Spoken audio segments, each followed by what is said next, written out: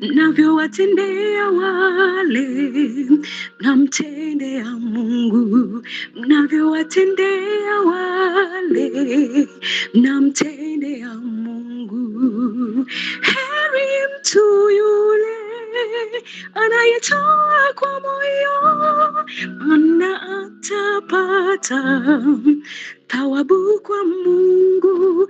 Ole kwa wale siosaidia wengine, mnavyowatendea wale mnamtendea Mungu, mnavyowatendea wale mnamtendea Mungu.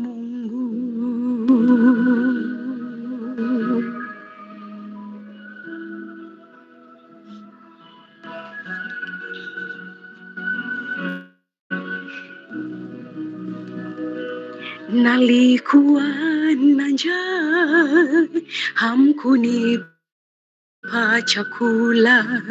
Nalikuwa na kiu, hamkuninywesha maji. Nalikuwa mgonjwa, hamkujanitazama. Nalikuwa ni uchi,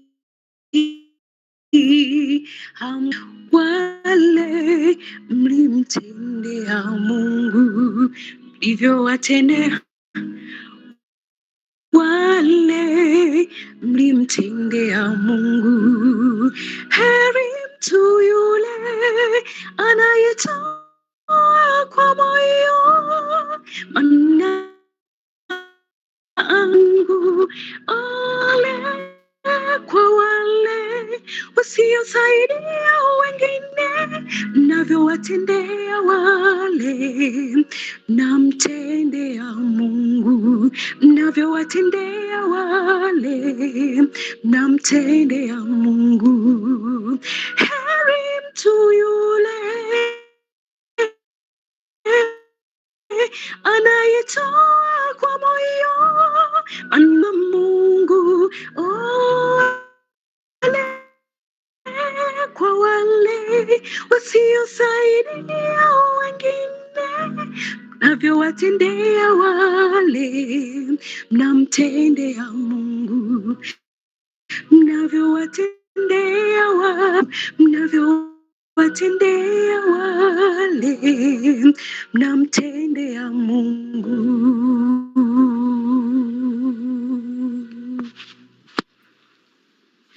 Amen. Amina, amina, amina. Tunashukuru Madam kwa wimbo mzuri. Amina.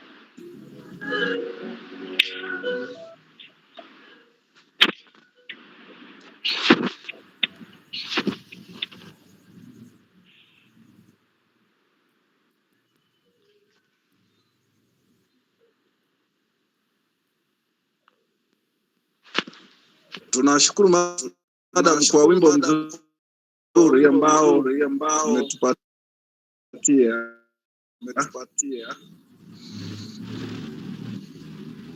Kwa wasaa huu nipende kumkaribisha Pastor Ramek kwa ajili ya wimbo mmoja pia. Pastor Ramek, karibu. Naona Baraka amewasha mic, ungetusaidia aweze kuzima. Pastor Ramek, karibu. Asante, nakuja.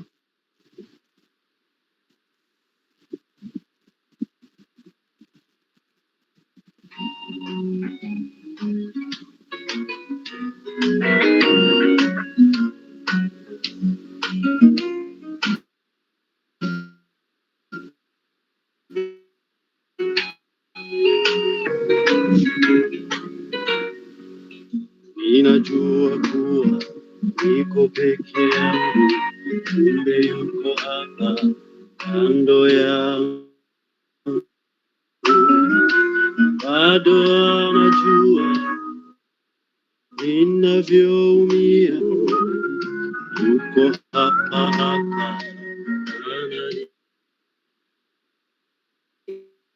ananitazama, ananiangalia, sema ananijua.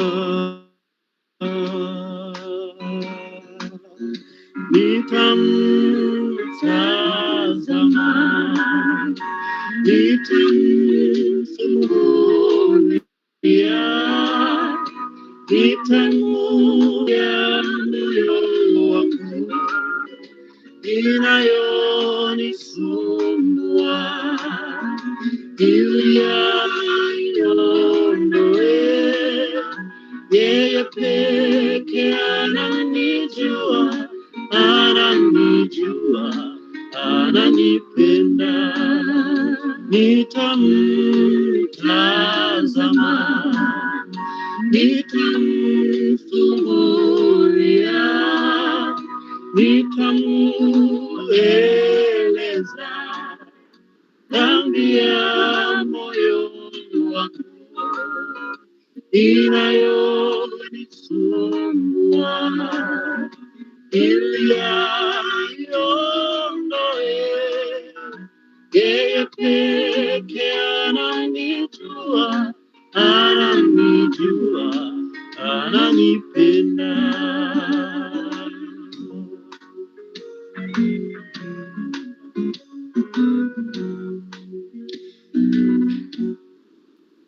Nimfiche nini, nikimbie wapi na mzigo wangu nilobeba? Au nimwige Adamu na Hawa, nijitafute msaada? Ila nasikia ananiuliza, uko wapi mwanangu? Usinikimbie mimi, nitakusitiri.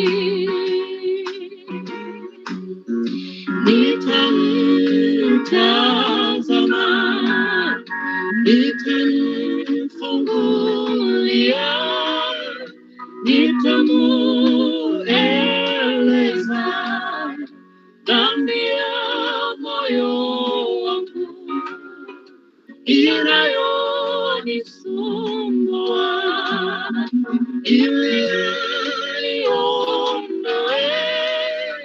Yeye peke ananijua, ananijua, ananipenda. Nitamtazama,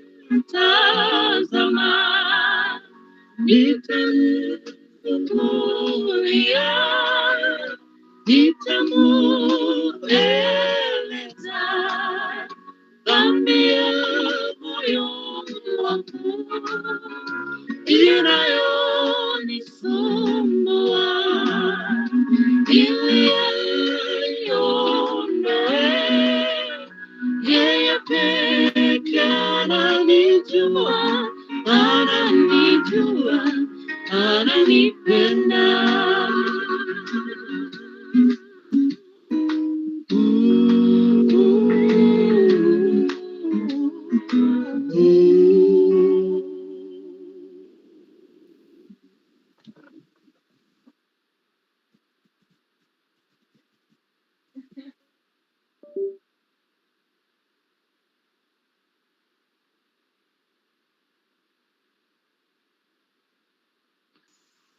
Amina, amina Pastor, kwa wimbo mzuri ambao unagusa maisha yetu. Tunaendelea kubarikiwa na huduma za uimbaji. Mchungaji amesema atajoin saa 1:25. Kwa hiyo naomba pia tupate wimbo mmoja kwa dada Nipaeli tukiwa tunamsubiria Pastor aweze kujoin. Dada Nipaeli, karibu.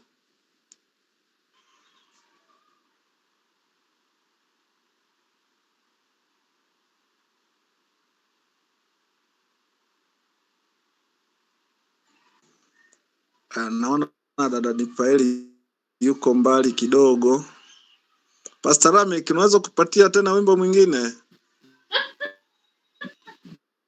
Sawa sawa. Karibu.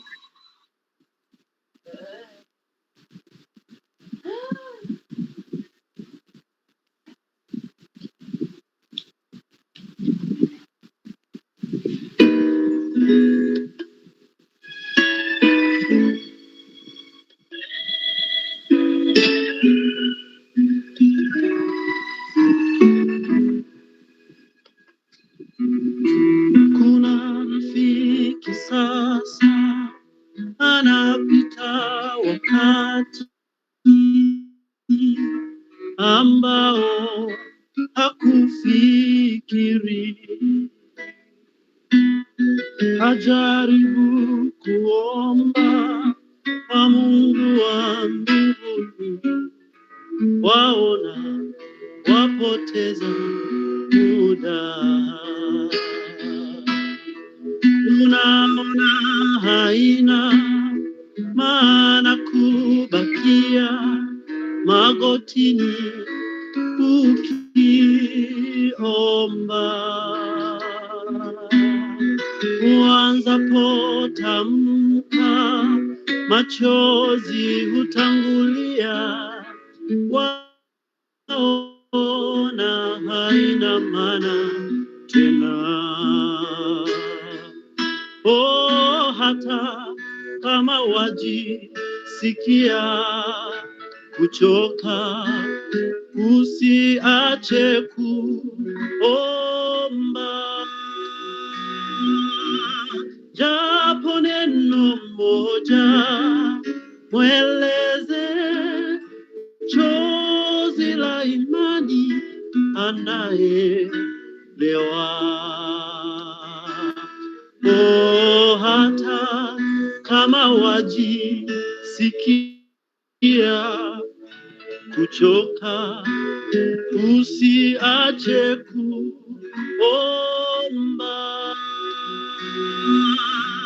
Japo neno moja, mweleze chozi la imani, anaelewa.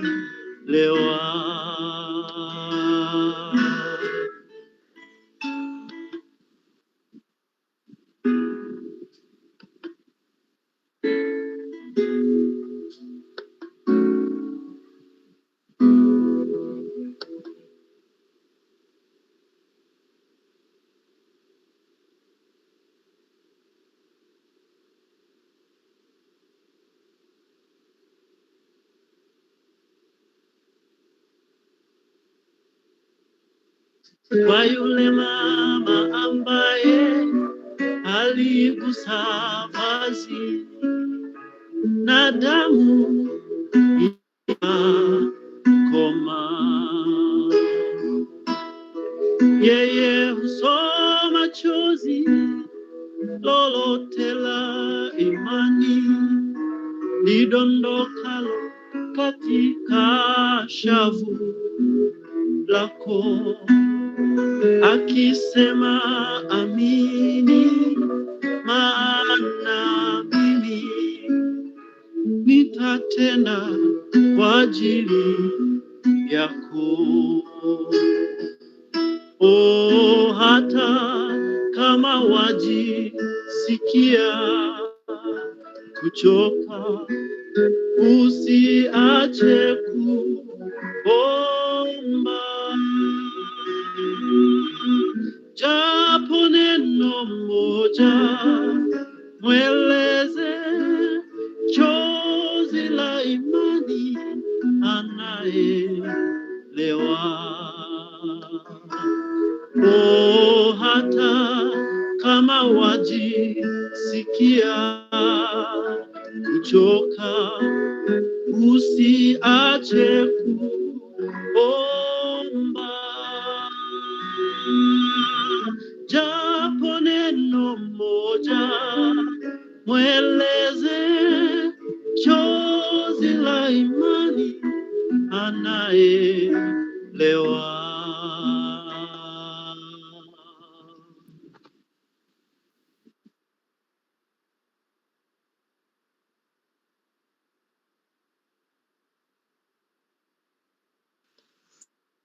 Amina, amina, amina Pastor kwa wimbo mzuri. Amina Pastor kwa wimbo mzuri.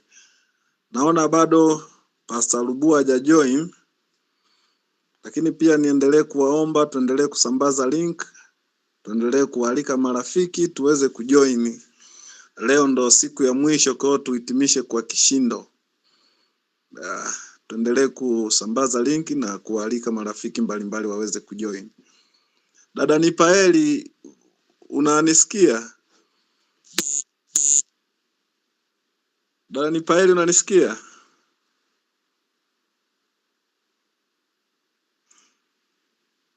tunatamani tupate wimbo mwingine. Dasweli, unaweza kutupatia wimbo?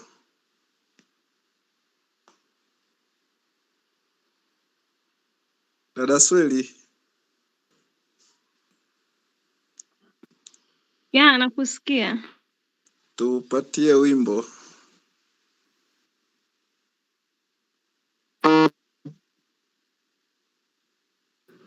Sawa.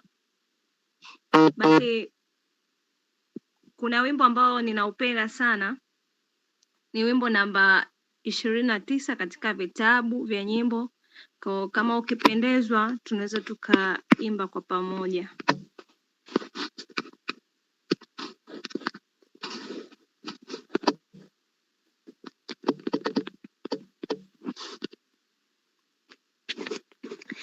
Yesu nakupenda umali yangu, anasa za dhambi sitaki kwangu, na Mwokozi aliyeniokoa, sasa nakupenda kuzidi pia.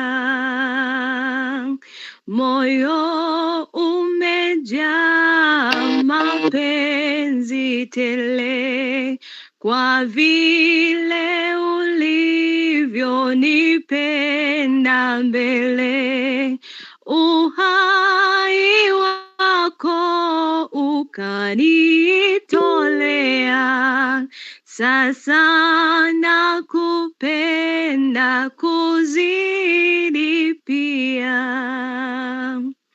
Mawanda mazuri na masikani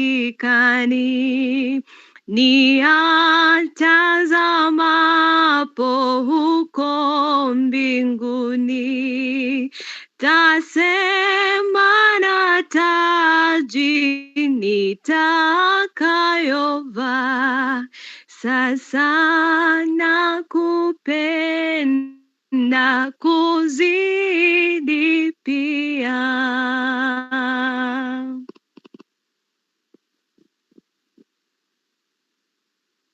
Amina, amina, amina dada Sweli kwa wimbo mzuri kutoka katika vitabu vya nyimbo za Kristo. Tunamshukuru Mungu pastor ameweza kujoin. Nao tunaweza kuendelea na huduma kuu kwa ajili ya kupata hotuba kutoka kwa mchungaji wetu. Lakini pia niendelee kuwakumbusha mchungaji amejoin. Wale ambao tulikuwa na maswali tunaweza tukaendelea sasa kuyatuma. Anapokuwa akiendelea na hubiri tunaendelea kutuma maswali yetu. Lakini pia niendelee kuasisitiza bado idadi yetu ni ndogo.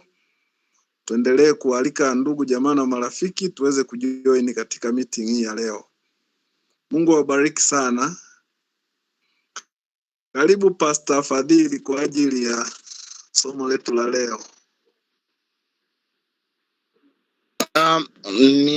Nina paki gari baada ya kuona kulikuwa na wimbo, niliamua kudrive kidogo. Kwa mtu mmoja anaweza kupatia chorus, ni paki gari ili nianze kuhudumia chorus, just a chorus. Okay, nimeona kwenye comment section Pastor Lamek ameomba ule wimbo wa unapitia mapito mengi. Pastor Lamek, unaweza kutupatia angalau chorus ya wimbo? Amina, amina.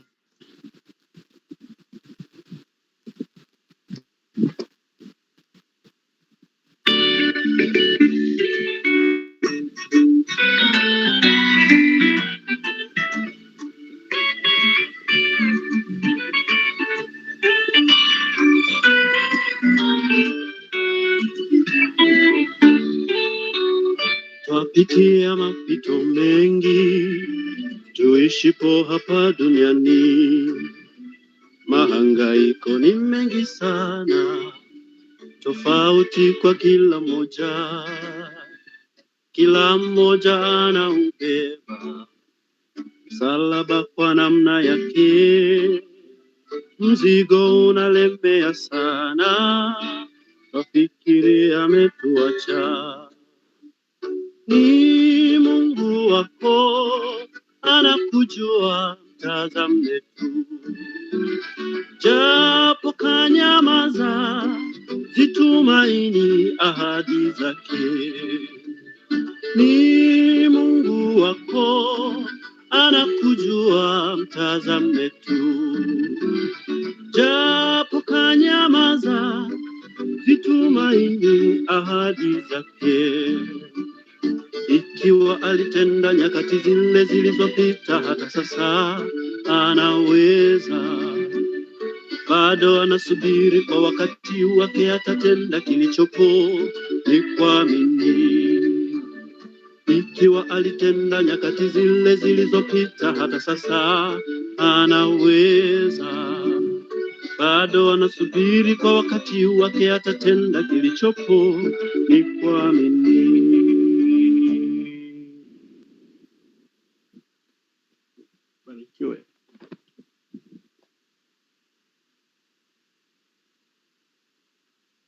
Amen, amen.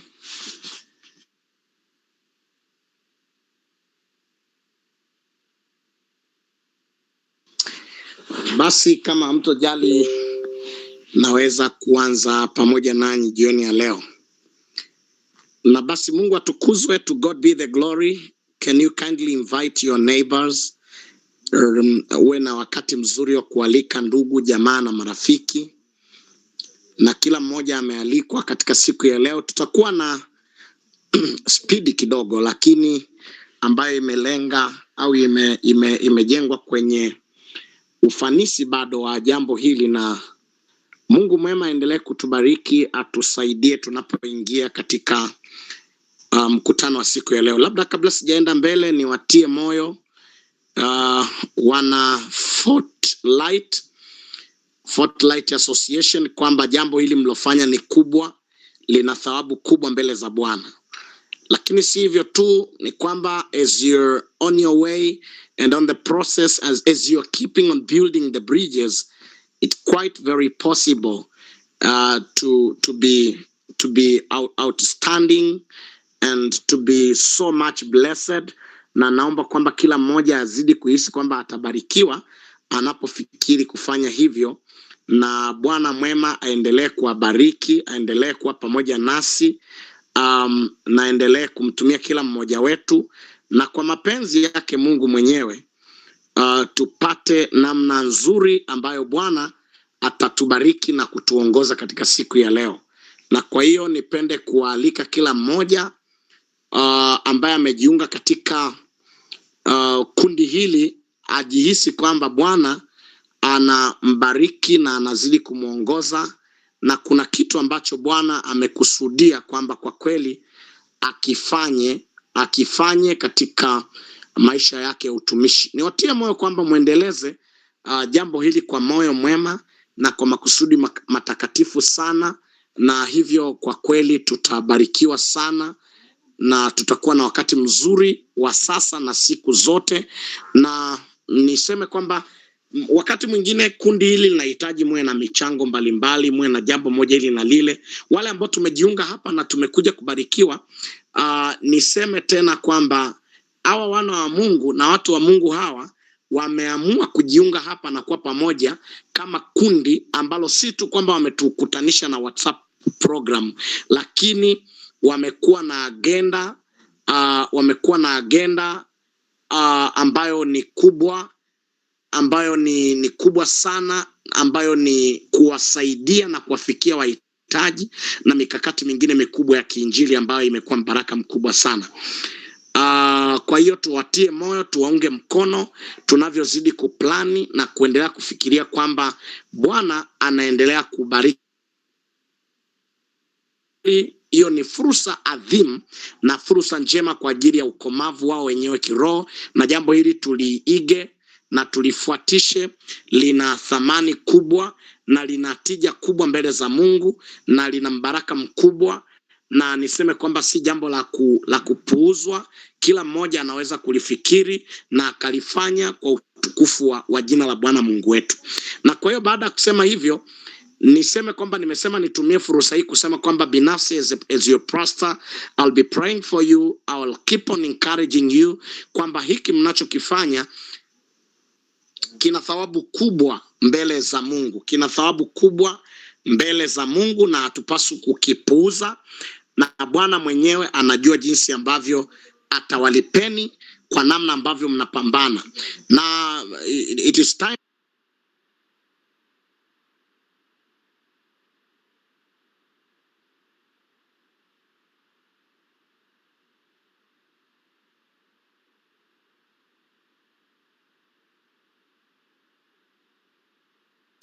sorry for whatever happened.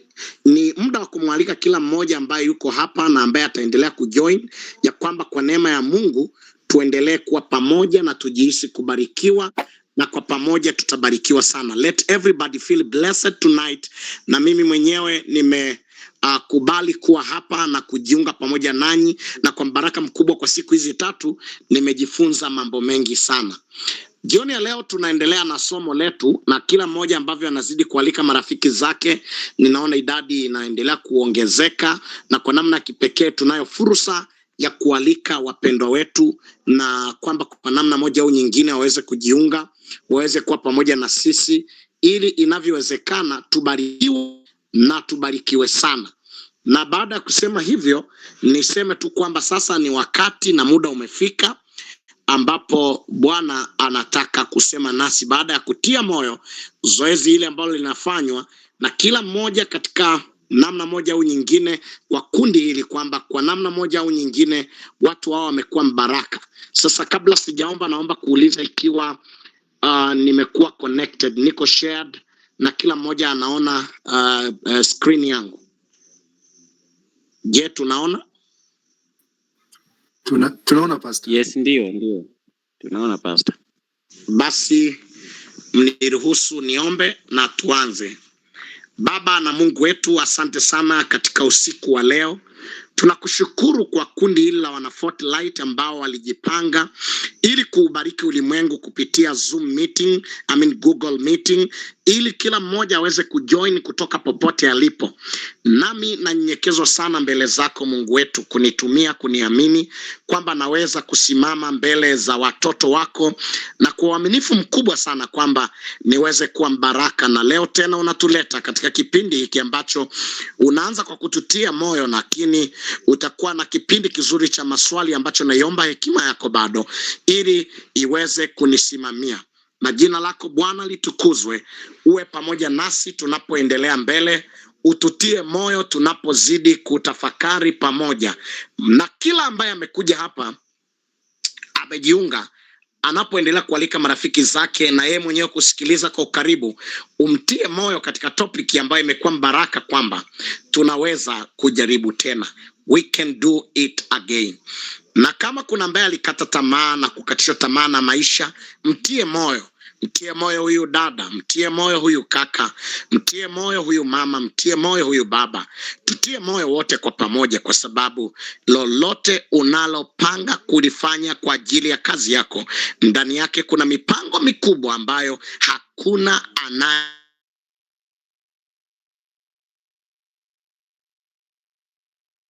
Lead us all from the beginning to the end. This is how I pray in Jesus' name. Amen. Karibuni tena wapendwa katika wasaa huu mzuri, baada ya nyimbo kadha wa kadha, baada ya mimi mtumishi wa Mungu kuwashukuru wana Fort Light kwamba kwa kweli wamekuwa baraka, na kuanzisha program hii imekuwa baraka. Watu wengi wamezidi kubarikiwa, na leo tena najua kwamba kadiri muda unavyosogea watu wanazidi kujiunga. Topic yetu imeendelea kuwa baraka, kwamba you can do it again. You can do it again. Na Mungu ameendelea kuwa na baraka mkubwa katika kusema pamoja nasi kwamba tunaweza kujaribu tena. Tunaweza kufanya tena. Tena kwa kizungu kizuri ni kwamba tunaweza kufanya tena, lakini katika himizo la kutia moyo ni kwamba tunaweza kujaribu kufanya hivyo tena. We can try it one more time. Kwa sababu tuliangalia rais wa Marekani Biden aliwahi kutoa kauli yake kama kiongozi katika wakati wake kabla ya Trump. Akasema katika moja ya speech zake ambayo alitoa pale Los Angeles, akasema dear Americans, we do not have any reason to doubt because as long as we breathe there is hope. Kadiri tunavyopumua kuna matumaini. Akinukuu maneno hayo kutoka kwa mwanasaikolojia mkubwa ambaye aliwahi kubariki ulimwengu. Lakini basi ni himizo la kujaribu tena na tena, kwamba tunaweza kujaribu tena baada ya majaribio kadhaa, baada ya kufanya mambo fulani na kushindwa. Himizo ni hili: we can do it again. Sitakuwa na muda tena, lakini ninaomba nirudi katika utangulizi. Kwa nini ni himizo letu kujaribu tena? Ni ya kwamba stories of perseverance and faith ni hadithi kadha wa kadha zinazotuvuta za watu waliovumilia, lakini pia waliokuwa na imani. Watu wavumilivu, watu ambao waling'ang'ana, watu ambao waliendelea kushikilia muhimili, na watu ambao hawakukata tamaa, na watu ambao waliendelea kupush, watu ambao walishikilia muhimili wao, maana walijua kwamba hili wanaloliwaza na kulitenda lina faida kubwa. Na hata wewe nakutia moyo kwa kile ambacho unakiwaza. Kwa mfano, unawaza kuwa mume, kuwa mke, ni wakati wa kuvumilia shuruba na changamoto za mahusiano.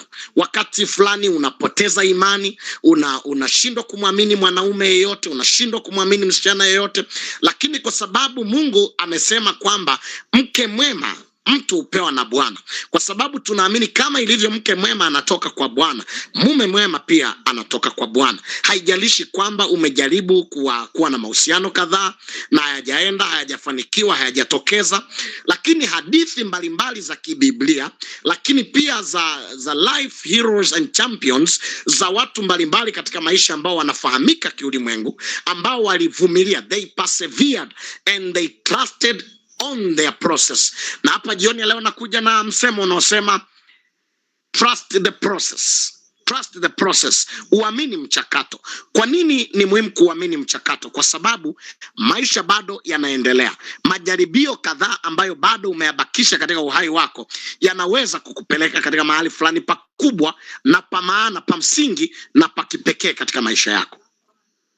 Ndugu zangu, failure is not the opposite of success, it is part of success. Kwa tunaamini katika mada hii ya kujaribu tena kwamba kushindwa sio kinyume cha kufanikiwa, lakini ni sehemu ya mafanikio yetu. And this pushes us to try it again and again.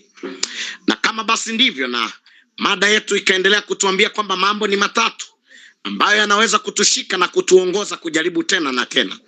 Na mambo haya ambayo yanatutia moyo kujaribu tena na tena katika maisha na kuthubutu tena na tena, kuthubutu katika jambo ambalo tumeshawahi kulifanya na hatujawahi kutoboza, au jambo ambalo tunataka kulianza. Mambo matatu lazima yawepo moyoni mwetu.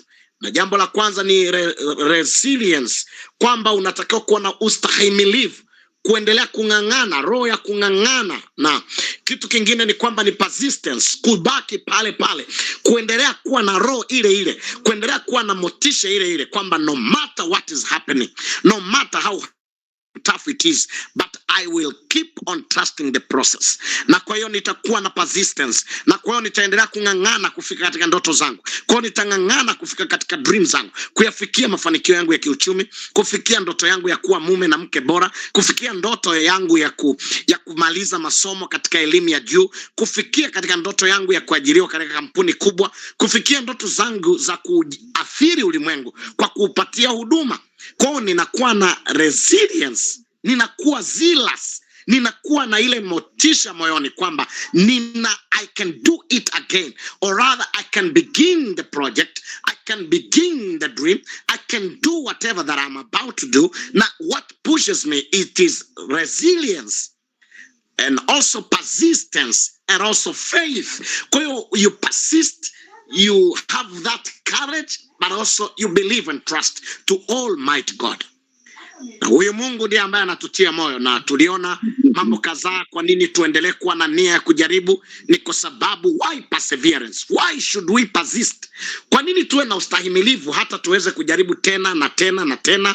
Ni kwa sababu tuliona kwa ajili ya umuhimu wa definition yenyewe kwamba perseverance is an importance of trying again after failure. Ni ule umuhimu unaopatikana katika mioyo yetu. Najaribu kurudia kwa sababu nimeona hata pia tunao raia wapya kabisa ambao wameingia, lakini napita kwa spidi kubwa wale ambao walikuwepo siku ya kwanza na ya pili. Sitakuwa na makao katika point hizi, nitakuwa nikipita pale na pale. Kwa hiyo umuhimu wa ustahimilivu wenyewe ndio ambao unatufanya tuendelee kustahimili. Kwa nini?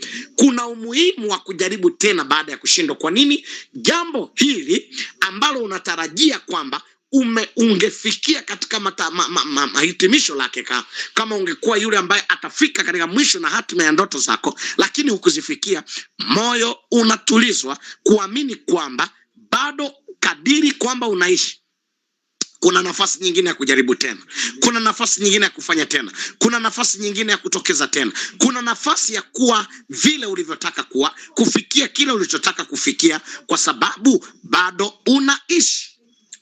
Waswahili wazungu wanasema it's not over until it's over. Lakini pia wanasema kwamba we can pursue as long as we breathe. Lakini basi tunaangalia pia jambo la Abraham Lincoln ambaye tuliona ni ndio giant mmoja katika dunia ambaye katika ulimwengu wa kujaribu tena, katika ulimwengu wa kutokata tamaa, Abraham Lincoln, safari yake, the Abraham Lincoln's journey, inatutia moyo kwamba we can keep on trying, kwa sababu alishindwa katika biashara mara kadhaa, alishindwa katika chaguzi mbalimbali, lakini huyu alishindwa katika pia mtazamo, namna watu wanavyomtazama, lakini mwisho alikuwa na ultimate success. Wewe ambaye unafuatilia katika lugha ya Kiingereza, najaribu tu kufanya ufupisho, lakini mwisho Abraham Lincoln akawa president wa 16. Wewe unataka kufikia ndoto gani? Unataka kufikia malengo gani? Kwenye kilimo, kwenye biashara, kwenye mambo kadha wa kadha ya maisha. Je, ni kitu gani ambacho unafikiri kwamba you need some more courage, you need some more faith, you need to keep on holding on? Unatakiwa kuendelea kuchuchumilia na kutaraji kwamba it is possible, kwamba bado inawezekana. Na hivyo katika kukutia moyo, na hivyo katika kuhimiza haya yote, ndipo Abraham Lincoln anaacha quotation, anasema my great concern is not whether you have failed, but whether you are content with your failure. Hofu yake ni kwamba si tu kwamba umeshindwa, hofu yake ingekuwa kama umeridhishwa na kushindwa. Na ndipo tunampata mtu mwingine, Thomas Edison. Thomas Edison huyu naye ni miongoni mwa heroes, watu waliopambana, na ni mwanasayansi mkubwa na mtu wa majaribio ya kifizikia ambaye alijaribu kutengeneza balbu ambayo inawasha taa. Waliokuwepo niliwaambia dunia ingekuwa giza.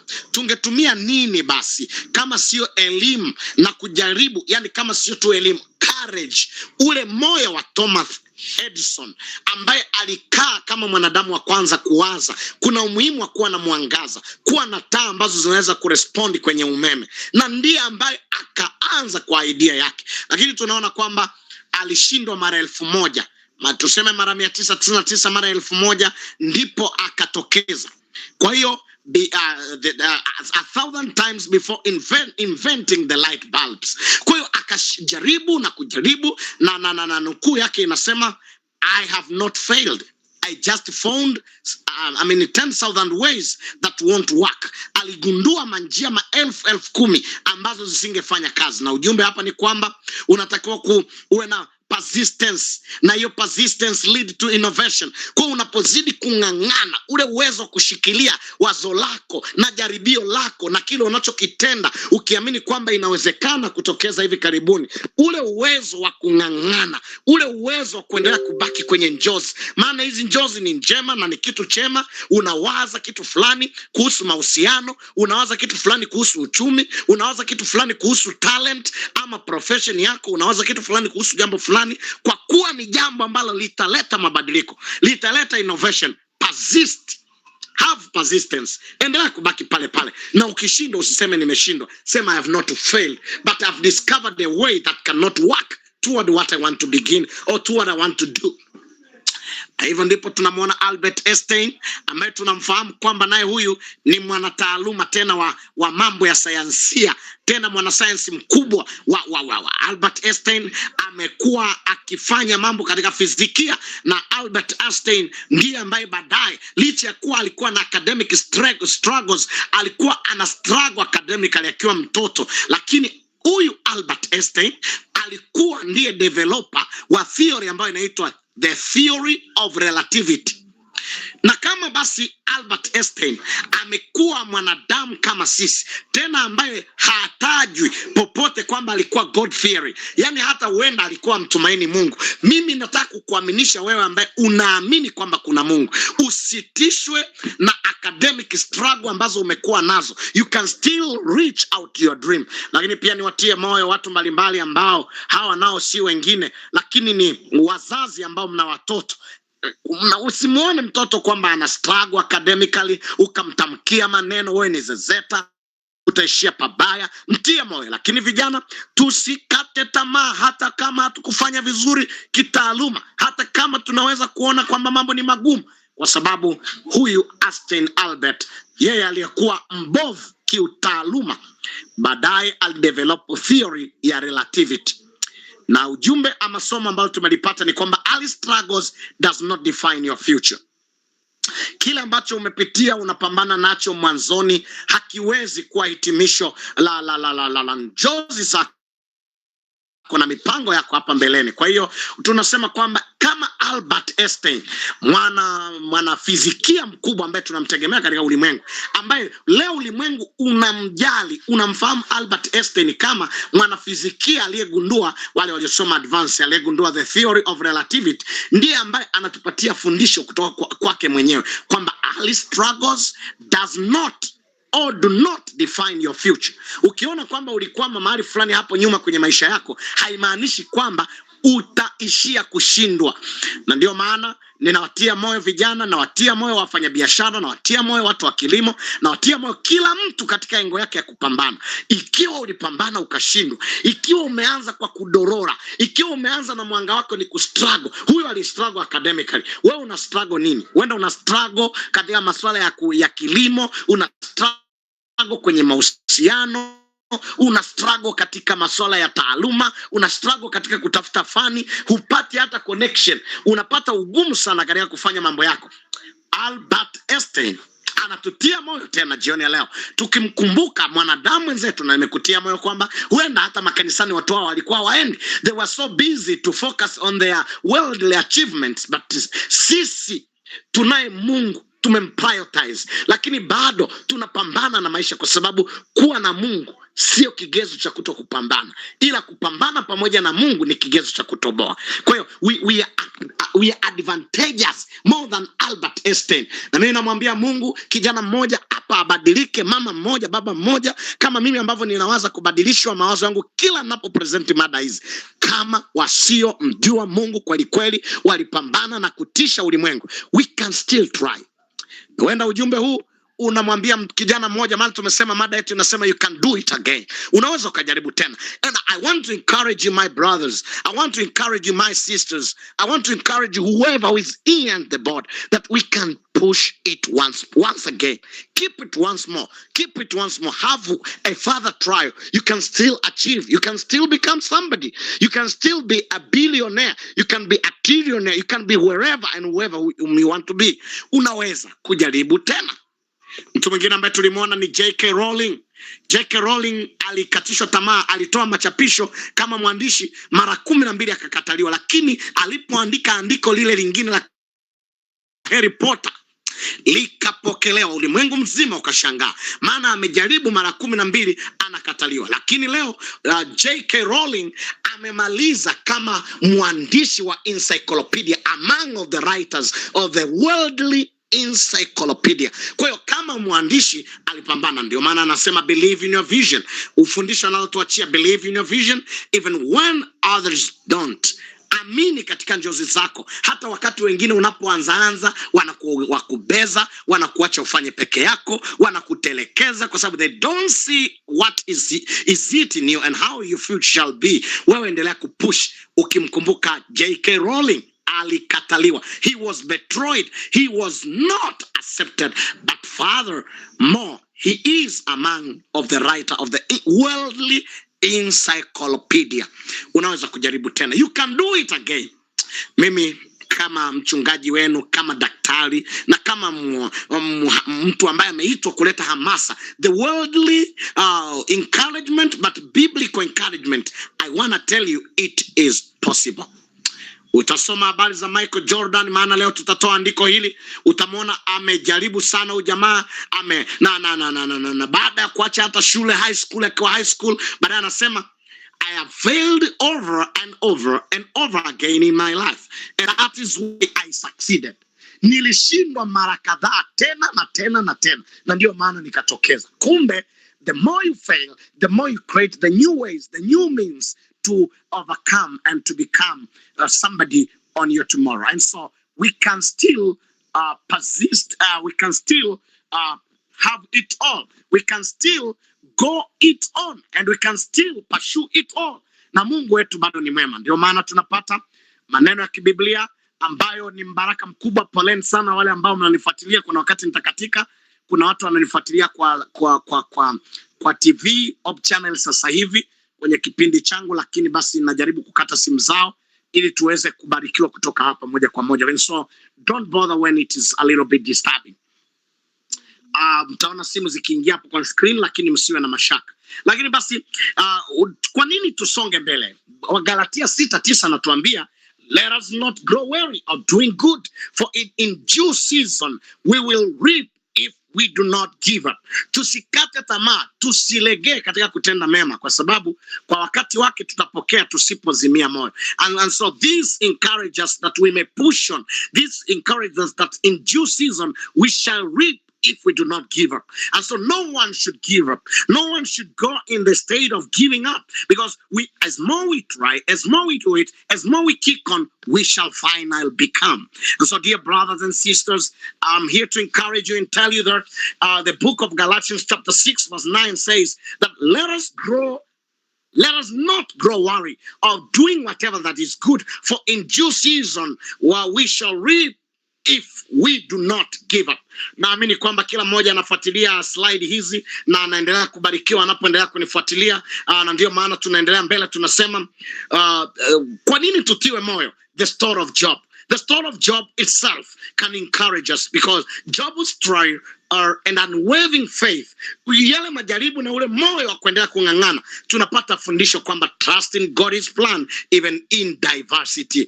We can trust God, we can trust in God even in outside of the diversity, because Job 42:10, the Bible declares kwamba the Lord restored his fortunes and gave him twice as much as he was. Alipostahimili, alipovumilia, alipewa mara nyingi zaidi ya vile alivyokuwa navyo.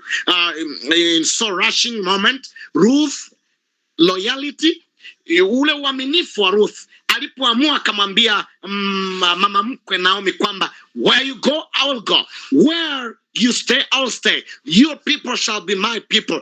Alikuwa na persistence, alikuwa na uwezo wa kuvumilia na kuendelea kukaza mwendo na kuendelea kwa mtu ambaye anapambana na kung'ang'ana katika kile ambacho amekisema. He was loyal, yani manake alikuwa mkweli. Na tulisema wasichana na wavulana, kinachowafelisha mnakuja kuinukia koroma, unapata tu jiji mwanaume jijana mke na unaoaga tu hivi hivi, ni kwa sababu hukuwa mkweli. Umeumiza roho za watu wengi, na sasa unaweza kutubu na kuwaambia wale ambao ikiwa hawajaolewa, hawajaoa, watie moyo, waambie naomba unisamehe. I want to be true to you that I said I want to marry you, but it was not simple.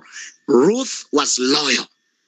Na naomba niwaambie ukweli kwamba uaminifu wa Ruth ulimlipa, kwa sababu hatimaye alikuwa miongoni mwa watu ambao wametengeneza ukoo wa Yesu. Ruth aliyekuwa ni sio mtu Muisraeli, akapata Moabu, akapata fursa ya kuingia kwenye ukoo wa Kiisraeli. Hata kama tulitenda dhambi, hata kama tulikuwa watu wa kawaida, leo tena wasichana na wavulana, baba na mama, msikilizaji wangu ambaye uko hapa kwenye Zoom, kwenye Google meeting hii, habari njema ni hii, you can still become a new creature and you're promising, your future is promising.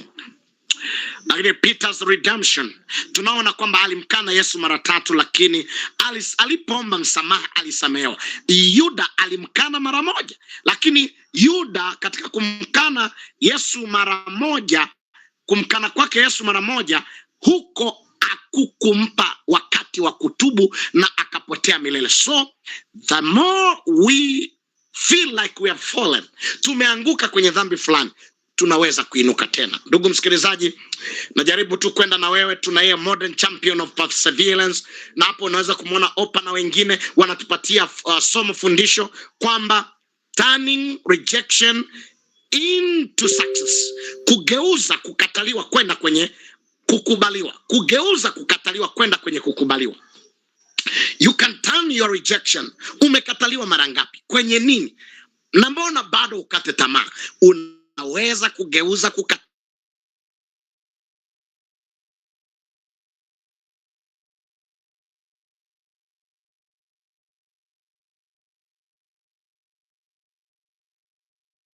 Fighting brothers waliotengeneza ndege walifeli mara nyingi, hata hazihesabiki, zinaitwa tu numerous failures. They attempted before achieving a flight. Na hawa ndio ambao wanasema innovation requires persistence. Wanasema ukiwa na wazo ambalo la kuleta jipya unahitaji ustahimilivu. Mungu aendelee kuwabariki. Pia tunamwona Steven Samson ambaye ni innovator wa digital camera, mtu ambaye ametengeneza kamera. Leo unasema na HD kamera, unasema mambo mengine, lakini initiator ni Steven Sasson, ambaye huyu Steven Sasson alipokuwa anawaza alikata tamaa, lakini wakati fulani akaendelea kujaribu. Ndio anasema believe in your idea even when others doubt. Amini katika njozi zako hata wengine wanapotilia mashaka. Lakini the Bible encouragement, kwa nini tuamini kwamba tunatakiwa kujaribu tena? Kwa nini tuamini kwamba tunaweza kuanza new project, tunaweza kuanza jambo jipya bila kusita? It is because I can do all things through Christ who strengthens me. Tunaweza mambo yote katika Kristo ambaye anatutia nguvu, anasema Paulo. But furthermore, lessons from nature, mafundisho kutoka kwenye asili. Mfano, a seed must break to grow into a tree. Haya ni mambo tunayoona kwenye asili tu ya kawaida. Hatu ni mafundisho ya kiasili ambayo yanatutia moyo kwamba we can still do it again. Mbegu inapooteshwa lazima ioze ndipo ikue tena. Na fundisho ni kwamba growth often comes with or through challenges.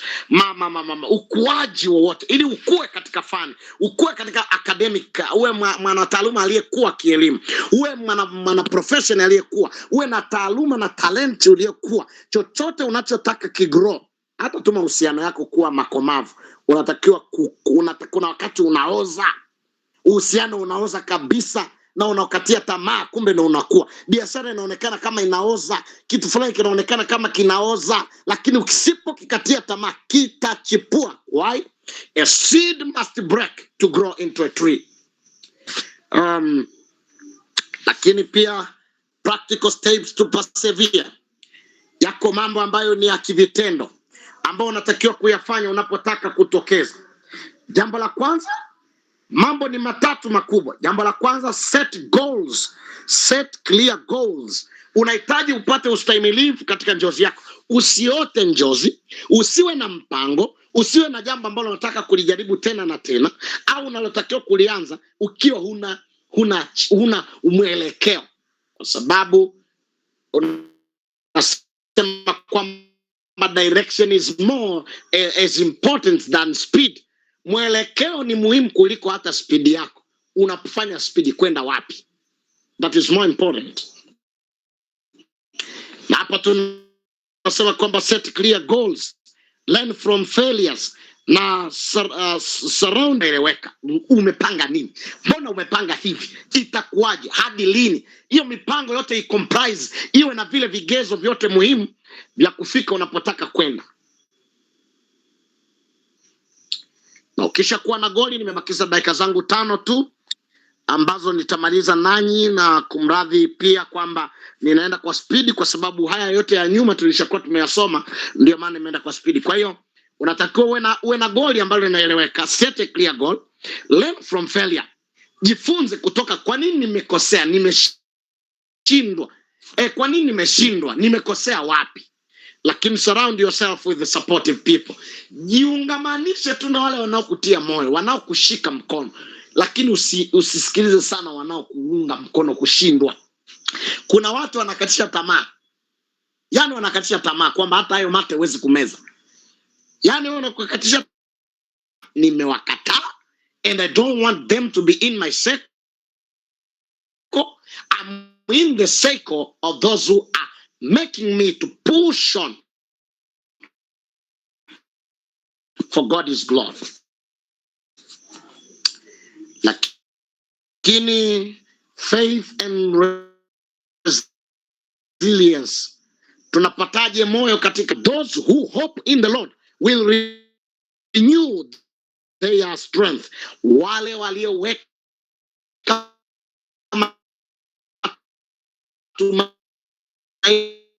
matumaini yao katika Bwana watapata nguvu mpya. Watapata nguvu mpya.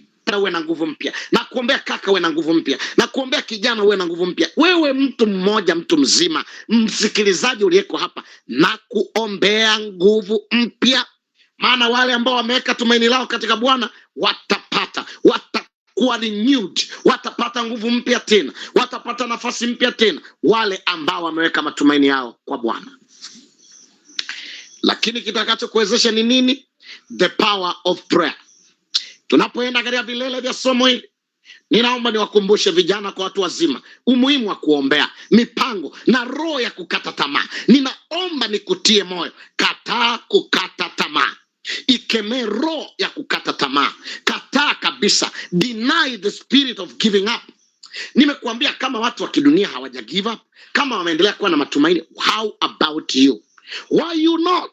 Kwa nini usisonge? Kumbe basi, licha ya kwamba wanaotumaini katika Bwana watakuwa na nguvu mpya, watakuwa na mabawa mapya, watakuwa na matumaini mapya, lakini the life of prayer. Ndio maana nina kauli moja ambayo wale ambao wananifahamu, wanaoingia kwenye platform zangu wanagundua, naandika maneno haya: kilichopatikana kwa maombi kinalindwa kwa maombi. Umepata idea katikati ya kumwomba Mungu, ukapata wazo, naenda shule, naenda kutimiza jambo hili, naenda kufanya kitu hiki. Ikiwa umepata wazo, baada ya kuwa umepata wazo, ukiwa katikati ya maombi, lilinde wazo na njozi yako kwenye maombi. What is brought through prayer must be protected through prayers. Kilichopatikana kwa maombi kinalindwa kwa maombi. Ndio maana tunaambiwa kwa habari ya kuomba kuhusu nguvu ya Roho Mtakatifu, lakini pia ikiwa ni reflection ya mambo mengine kwamba ask, it will be given to you. Seek and you will find. Ombeni nanyi mtapewa. Tafuteni nanyi mtaona. Lakini lazima uwe na personal reflection. Na hapa sasa lazima uwe na swali leo. Maana hapa nimeongea na watu wengi, lakini nilikuwa naongea na wewe individual, nilikuwa naongea na kikundi cha Fortlight Association wanaosema kwamba we are building bridges, lakini bado nasema na mtu mmoja kutoka Kenya, kutoka Tanzania, kutoka Zimbabwe, kutoka wapi, mtu yeyote ambaye amejoin kusikiliza hapa. Maana nao marafiki zangu ambao nimeona message zao kutoka kule Kenya, kutoka kule Zimbabwe, ambao wamenitumia hapa inbox kwamba wamejiunga, lakini swali ni hili: what is one thing that you can try again today? Reflection hii unayoipiga, ni kitu gani ambacho unatakiwa kujaribu tena leo? Ndugu zangu, ndio maana ninatoa wito ninapoenda katika mwisho wangu kwamba the only way to fail is to stop trying. Huu ndio wito mkubwa ambao nautoa kwa vijana, watu wazima. Njia pekee ya kushindwa ni kuacha kuendelea kujaribu. Njia pekee ya kuwa failure mmoja mbaya sana kwenye maisha ni kukoma kujaribu. Ile siku utakayokoma kujaribu kilimo ndio siku ambayo kwenye kilimo umekufa. Ile siku ambayo utakoma kujaribu biashara, hiyo siku ndio kwenye biashara, kwenye ulimwengu wa biashara umeamua kwamba ufe, labda ujifufue tena. Hiyo siku ambayo utasema nimekatia tamaa mahusiano, kuna miaka na miezi itapita ukiwa umekufa, moyo wako umekufa na miaka ina count. Na kuna wasichana warembo kwa sababu waliumizwa na mtu fulani wakapoteza nafasi ya mtu mwingine, maana walitaka muda zaidi, walitaka maswali zaidi, walitaka kuchimba vitu zaidi na wakapoteza mwelekeo. Siku utakayo, the only way to fail is to stop trying. Na nafikiri hii itatengenezewa makala. Hii napenda itengenezewe makala kabisa kwamba the only way to fail is to stop trying. Na hapo chini pataandikwa you can do it again. Nafikiri IT wetu wanafuatilia na mtamshauri kwamba hili nimesema liwekwe, maana ndio call to action. Lakini closing verse ni hii: let us run with perseverance the race marked out of us. Na tuvipige vita kwa uvumilivu vita ambavyo vimewekwa mbele yetu. Ndugu zangu, ndio maana wale ambao wamekuwa wakifuatilia matangazo yetu yale ambayo yanatumwa kwa ajili ya kujoin, fungu letu limekuwa hili, na naomba nilisome katika mwisho wake Maombolezo 3:40 na nimeongeza na 41. Na tuchunguze njia zetu na kuzijaribu na kumrudia Bwana tena. Baada ya kujifunza haya yote kuhusu maisha, ninaomba niongee na msichana na mvulana. Naomba niongee na mtu mmoja aliyejiunga katikati yetu, baba, mama, mtu fulani ambaye kuna dhambi imekusonga sana. Kuna kitu kibaya ambacho unakitenda kwa siri. Kuna kitu ambacho umekikatia tamaa na unafikiri kwamba Mungu akija leo huwezi kwenda mbinguni kwa sababu you have given up. Umekata tamaa. Unasema hii tabia imenishika sana, hili jambo limening'ang'ania sana. Lakini Biblia inasema na tuchunguze njia zetu na kuzijaribu tena na kumrudia Bwana tena. Neno tena linaamsha matumaini. The word again resurrect our hearts. Linafufua mioyo yetu. Na kufufua moyo wako tena. Mwizi, jaribu tena pamoja na Bwana. Ulikuwa na tabia fulani mbaya, jaribu tena pamoja na Bwana. Kuna kitu kweli umeshindwa kukiacha, kuacha pombe ambao unakunywa kwa siri, jaribu tena na Bwana. Kuna jambo baya ambayo kupendi, kudanganya, kusema uongo, wizi, matendo mengine mabaya, jaribu tena. You can do it again. You can do it again. My brothers and sisters, you can do it again. Unaweza kujaribu tena. Na tuchunguze njia zetu na kuzijaribu na kumrudia Bwana tena. Let us search our ways. Let us search and try our ways and turn again to the Lord. Ndio maana anasema tumuinulie Mungu aliye mbinguni mioyo yetu na mikono. Ni kupitia mioyo yetu na mikono yetu tunaweza kujaribu tena na tena, tukafanya mageuzi makubwa kwenye dunia hii.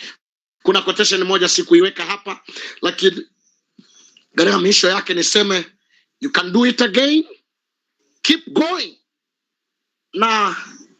Na niwashukuru, maana hii ilikuwa ni episode 1 na wala hata episode 2 hatujagusa, na katika somo la you can do it again nina episode kama 7.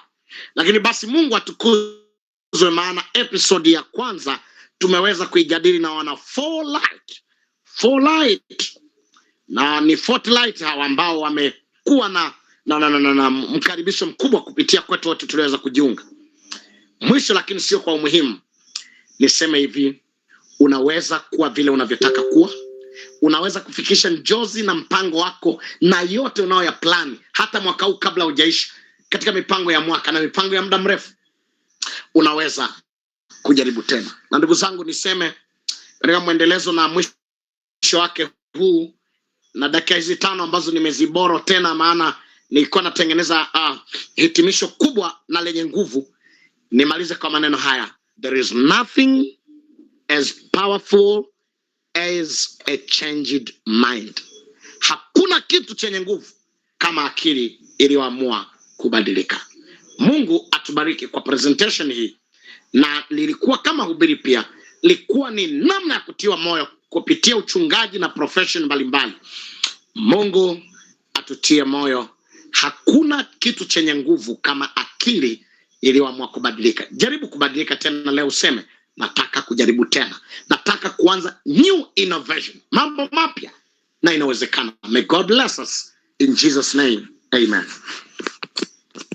Baada ya kusema hayo na baada ya kueleza kwa mapana kuhusu jambo hili, ninakaribisha kipindi cha maswali, kipindi kizuri ambacho naamini kwamba kitakuwa baraka mkubwa, ambacho naamini pia kitakuwa baraka mkubwa. Sasa baada ya kusema hayo, ninaomba nirudi inbox, tutakuwa na maombi mwishoni, lakini basi kumekuwa na maswali. Nimeona maswali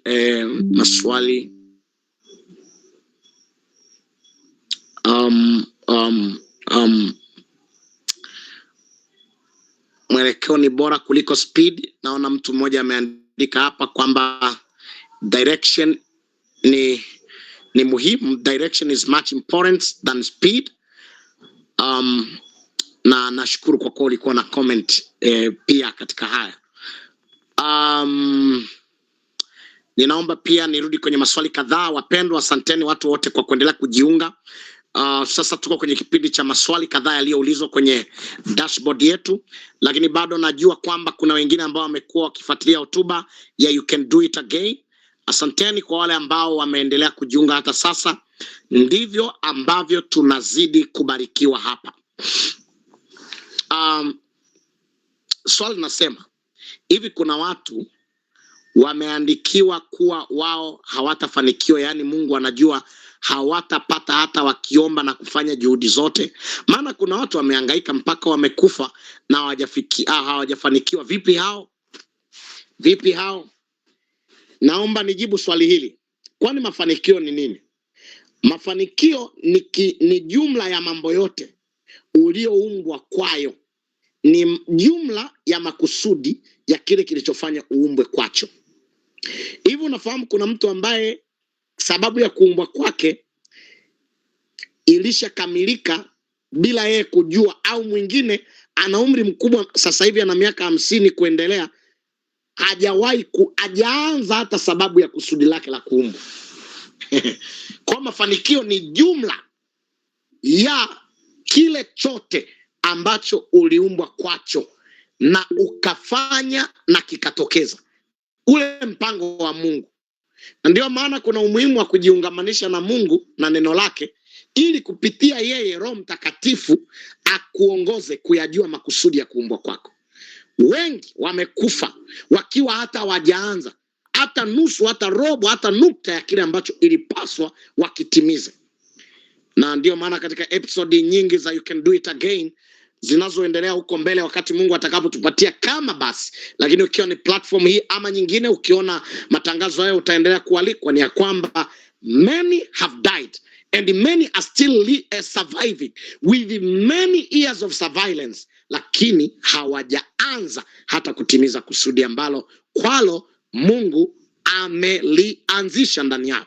Na ili tu ujue kwamba, kwa mfano, labda wewe ni mtu ambaye ulitakiwa kutimiza kusudi gani, ni kile ambacho roho yako inakushuhudia hasa kwamba unaweza kukifanya vizuri. Ni kile ambacho watu wanapushi, wanakuuliza mbona ufanyi hivi, mbona ufanyi hivi. Ni kile ambacho pia ndugu, jamaa na marafiki, watu wa karibu wanakipush, lakini mostly ni kile ambacho unahisi na unasikia roho inakuambia ukifanye, lakini unajikatishia tamaa mwenyewe. Kuna watu ambao kabla hawajakatishwa tamaa wanajikatisha tamaa wenyewe.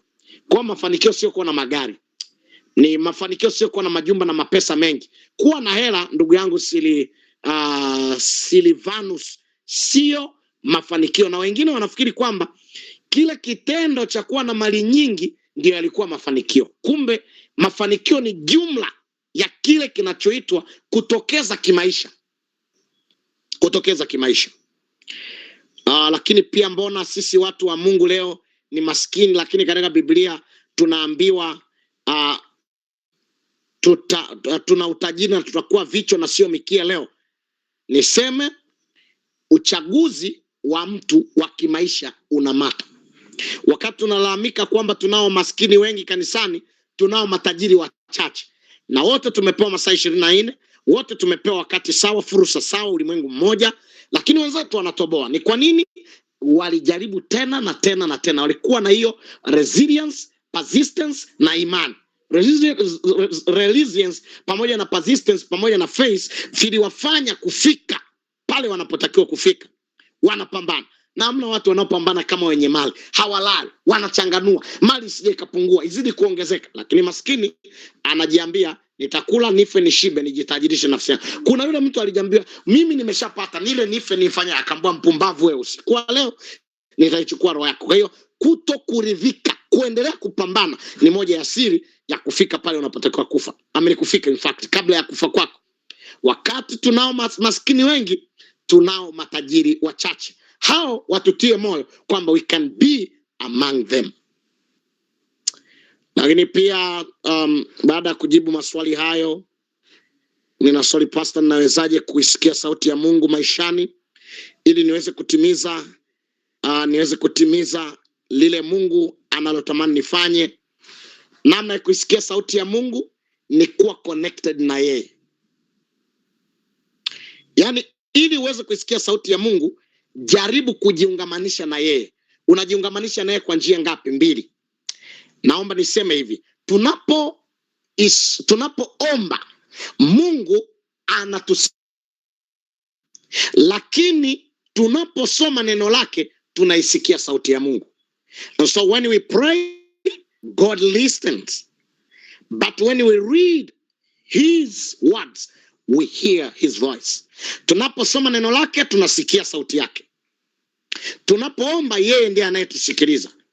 Lakini pia kuna sauti ya Roho Mtakatifu, the voice that whispers. Na kuna namna Mungu anazungumza na sisi sana, lakini you cannot really hear the voice of God bila kuwa mtu wa maombi. Na ndio maana ndani yetu ninamshukuru sana Mungu kwa ajili ya kiongozi wetu Elder Justino Mwano. Leo naomba Mungu akusaidie kuendelea kuwepo tunapohitimisha. Utuombee ili tuwe na moyo wa kusoma maandiko, lakini tuwe na moyo wa kuomba, kwa sababu tukisoma maandiko tunaisikia sauti ya Mungu, na tukiomba Mungu anatusikiliza. Lakini ule uwezo kuwa connected na Mungu, Mungu ana muda wake wa kuongea na sisi kupitia Roho Mtakatifu. Hilo ndilo jambo ambalo ndugu yetu hapa ameuliza kwamba nawezaje kuisikia sauti ya Mungu maishani ili niweze kutimiza lile Mungu analotamani nifanye. Maana nimekuambieni kwamba mafanikio sio kuwa na majumba, sio kuwa na magari, sio kuwa na vitu vingi. Mafanikio ama baraka za Mungu ni kufikia jumla ya lile Mungu alilokusudia ulifanye katika maisha yako. Na nimekuambia utalisikia katikati ya maombi, utalisikia katika kusoma neno la Mungu, utaona pia whispering ya Holy Spirit. Na nikuambia pia, nikutahadharisha, sio kila sauti inayokuja moyoni ni ya Mungu. Lakini pia zaidi, sio kila mtu anayekusisitiza kitu fulani kwamba ametoka kwa Bwana. Jambo moja baya au lisilo la kwako linaweza kusisitizwa na watu wengi na ukajikuta huko humo, kumbe haikuwa sauti ya Mungu.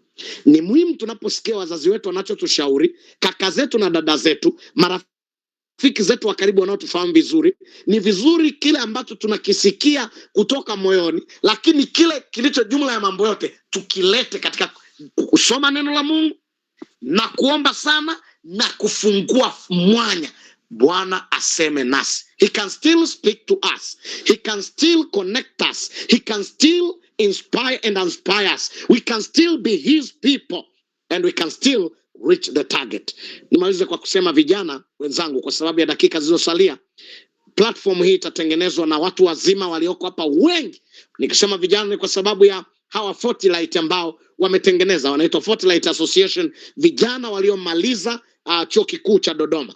Hawa ndio ambao wengi wao wametengeneza platform hii, na wengine basi tukaendelea kujoin, isipokuwa tu leo tumekuwa na late na delay fulani, ndio maana watu wakapungua, lakini basi tumekuwa na watu wengi siku nyingi hapa. Na katika mwisho wake Mungu atusaidie.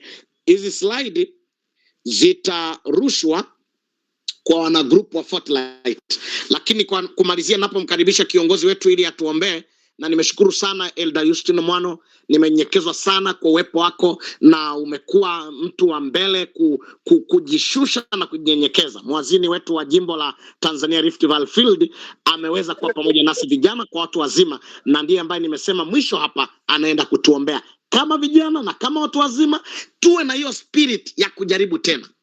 Na neno la Mungu limemalizia kwamba si tu kujaribu kuhusu maisha, na tuzichunguze njia zetu na kuzijaribu na kumrudia Bwana tena. Huo ndio mbaraka ambao Mungu anatuachia.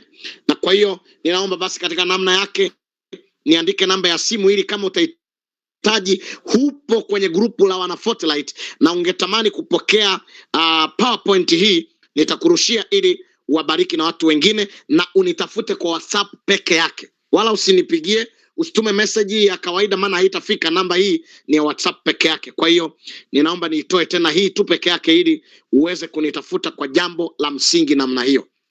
Namba ndio hiyo, na nairudia kwa msisitizo ili tuweze kubarikiwa. Na kwa sababu hiyo nitafute WhatsApp. Yangu ni machache, labda kama kuna shukurani kabla ya kuombewa, ili watu wasiendelee kujikataa. Dakika zetu ni 4 kutoka kwenye muda ule ambao tumeukusudia, nami napenda tumalize kwa wakati. Kama kuna kiongozi anaitwa response, ili nimkaribishe Elder Justino Mwano kwa ajili ya ombi. Nashukuru sana Pastor Fadhili Rubua kwa masomo yako mazuri, lakini pia nashukuru waimbaji wote ambao tuliwakaribisha, lakini pia nitoe shukrani zangu za dhati kwa wanachama na ambao sio wanachama ambao wamesikiliza mahubiri haya. Kiukweli mimi nimebarikiwa sana, na kuanzia sasa hivi ninaamini sisi kama Fortlight tuna kitu cha kufanya na kuanza upya. Ninaamini Pastor, tutakutafuta kwa mengi na kwa mashauri hasa juu ya chama chetu, lakini pia ninaamini kwa mtu mmoja mmoja amepata wazo la kutoka nalo na wazo la kuanza katika maisha yake mapya. Pastor, tunakushukuru sana, ubarikiwe. Siku nyingine tunakukaribisha tena tukikuita. Lakini pia kwa niaba ya chair wetu anaitwa Dr. Crispin, tunamshukuru sana. Kwa niaba ya chair anatoa shukrani zake za dhati kwa watu wote ambao tumesikiliza na viongozi wote wa Fortlight. Naamini tumebarikiwa sana sana sana. Ubarikiwe sana Pastor. Ni hayo tu. Karibuni tena tutakapotoa tena tangazo lingine, msichoke, lakini pia muendelee view YouTube channel yetu. Msisahau kushare, kusubscribe na kucomment, lakini pia tuna channel yetu WhatsApp. Ingia nayo utaona matukio mengi. Tuna Instagram account ipo pale, matukio mengi ambayo tunayafanya, na endeleeni kutufuatilia sana. Ninawashukuru sana. Asante sana kiongozi. Tumesema innovation, yani wazo jipya kwenye maisha ya Ukristo au ya kawaida haliwezi kufikiwa kama hatutakuwa na roho ya kujaribu tena na tena na tena. Kufanya, yani ni kufanya tena, to do it again and again. Na nitoe wito jioni ya leo, vijana na watu wazima, na tuchunguze njia zetu na kuzijaribu na kumrudia Bwana tena. Na niseme it's better late than never. Ni bora uchelewe kuliko kutofanya jaribio lolote la kimaisha, katika taaluma, katika fani yako, katika uchumi wako, kwenye mahusiano na lolote leo unalotaka kufanya. It's better late than never. Na hivyo usiogope kwamba ulichelewa ama ulikuwa wapi. This is the time. Elder Mwano, kwa unyenyekevu mkubwa nimekutambulisha hapa, na ninapenda kukutambua maana ninafahamu majukumu yako na commitment zako, lakini katika makundi madogo madogo haya bado unajinyenyekeza kumtafuta Bwana, kututia moyo, na mimi binafsi nikiri kwamba kwa mengi umekuwa ukitufuatilia. Mungu akubariki sana. Wale ambao mko hapa pia niwaalike, Jumatano ninaendelea na Watanzania waishio Urusi. Kwa hiyo community hiyo nitaendelea kuwa nao, na nimekuwa na masomo ya mahusiano na uchumba, yani tunasema love connection. Ni ulimwengu mzima unaunganishwa hapo katika mada hizo zinazotumia maandiko na Ellen White. Kwa hiyo karibuni huko. Ukisikia tu wale wa Tanzania wanaishi Urusi, Mimi Jumatano zote niko pale, nifuatilie. Karibuni, tuendelee na mada za mahusiano. Pale unauliza swali lolote, una comment utakavyo na situ utakavyo kulingana na mada na katika weledi wake. Elder, welcome and welcome. Time is not with us. Dr. Mkacha ametuma kitu fulani hapo. Thank you doctor for being with us. Dr. Mkacha yuko kule Urusi lakini yuko hapa na ameconnect. I love the spirit and may God bless you and everyone be blessed. Asante Elder Justino, karibu sana. Asante sana Pastor, unanisikia? Nakusikia vyema na naamini kila mmoja nakusikia kwa uzuri. Basi tuombe. Mwenyezi Mungu, Mungu muumbaji wetu na mkombozi wa maisha yetu, sisi tunakushukuru sana kwa kuwa unatujali na unatupenda sana. Mara nyingi unatutumia watu kuzungumza nasi, unatutumia manabii na mitume na wachungaji, unatutumia neno lako. Lengo ni kutusaidia pale tulipochoka, pale tulipopungua, pale ambapo tumekata tamaa, utusimamishe tena. Nasi tunakuomba, kuna vijana ambao wakati mwingine wamekata tamaa, wakati mwingine wamekosa matumaini kabisa, wakati mwingine mambo ni magumu, wakati mwingine hawaoni njia ya kupita. Tafadhali Mungu, tusimamishe tena. Katusaidie kujaribu tena, mahali ambapo unatamani tutokee, tukatokeze kwa utukufu wa jina lako. Hawa Fortright nao tunawaombea, wametuwezesha leo kukutanishwa kwa namna hii. Tafadhali Mungu, wazo lao na makusudi ya kundi hili yakawe ni kukutukuza wewe uliye muumba na mkombozi wa maisha yao. Tusamee dhambi na makosa na mapungufu yale ambayo tunayo. Tunakushukuru kwa sababu umetupatia fursa ya kutuwezesha kukutwika wewe fadhaa zetu zote. Tunatamani tuwe huru katika maisha haya, tukutumikie tukiwa na amani na furaha. Lakini Bwana, tusaidie pale ambapo muovu anataka kunyang'anya ile karama uliotupatia, sisi tukashinde, kwa kuwa ni kwa uwezo wako tutaweza, kwa jina la Yesu, amen. Amen.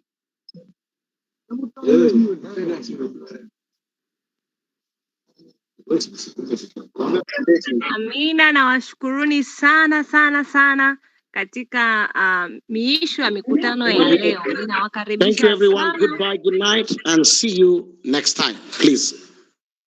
Thank you Pastor. Nawakaribisha sana katika mikutano mingine ambayo tutakuwa tunakutana tena. Karibuni sana na mbarikiwe sana. Asante sana dada Sweli, mlikuwa na mimi mwenyekiti wenu Geoffrey Charles. Tunawashukuru sana, karibuni kwa wakati mwingine.